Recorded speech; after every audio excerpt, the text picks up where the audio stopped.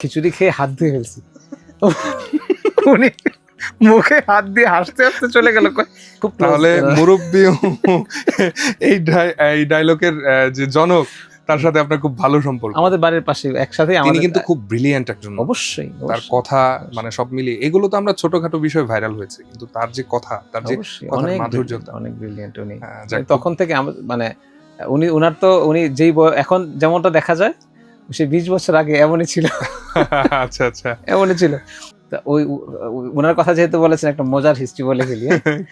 মজার হিস্ট্রিটা হচ্ছে কেমন, মানে আমার হাসি পাচ্ছে খুব। এটা কাউকে শেয়ার করা হয় নাই। ওনার মাহফিলে আমরা গিয়েছি, আমি গিয়েছি, আমার পরিবারের অনেকে গিয়েছে। এটা হলো নাগাইশ দরবার শরীফ। উনি তো পীর সাহেব, মোশতাক ফয়জী পীর সাহেব। ওনার দরবার শরীফে মাহফিলে গিয়েছে, কারণ ওনাকে খুব ভালো লাগে তখন থেকে, যে উনি খুব মানে গল্প নির্ভর মানে তাফসির করে, পাশাপাশি এমন কিছু হাসির কথা বলে বাস্তবতার আলোকে, খুব ভালো লাগে তখন আমার ইয়ং বয়সের ম্যাক্সিমামেরই।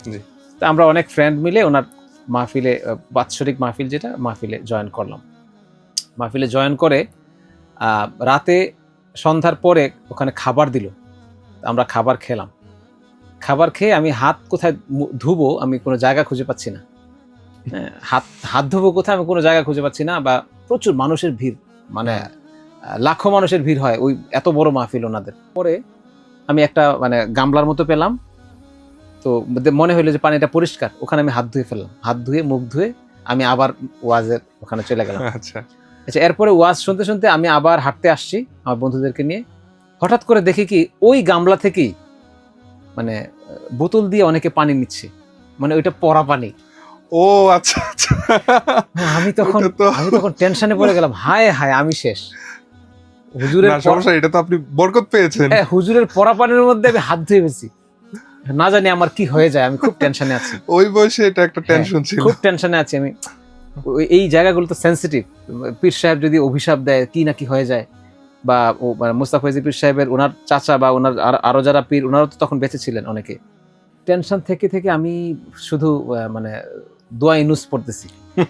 হ্যাঁ, পরে একটা সময়ে আমি করলাম কি, স্টেজের খুব কাছে আস্তে আস্তে আস্তে আস্তে করে স্টেজের কাছে গেলাম, গিয়ে হুজুরকে একটু ইশারা দিলাম, উনাকেই ইশারা দিলাম। এত বড় মানুষ তখন, ওই আয়োজনের আয়োজক উনি, জি, উনাকে ইশারা দিলাম যে আমার একটু কথা আছে, মানে একটু ক্ষমা চাইবো আর কি, আমি কানে কানে।